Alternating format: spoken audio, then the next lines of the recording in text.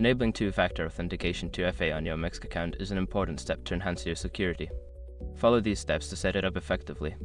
Step 1. Log into your MEXC account. Visit the MEXC website and log in using your credentials.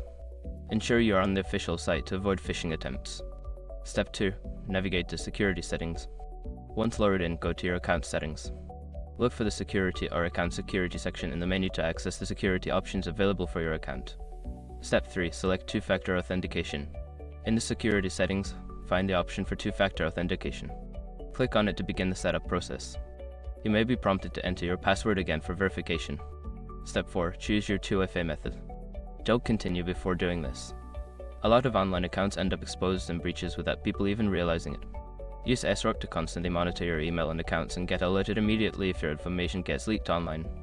It scans billions of breach records 24/7 in the background.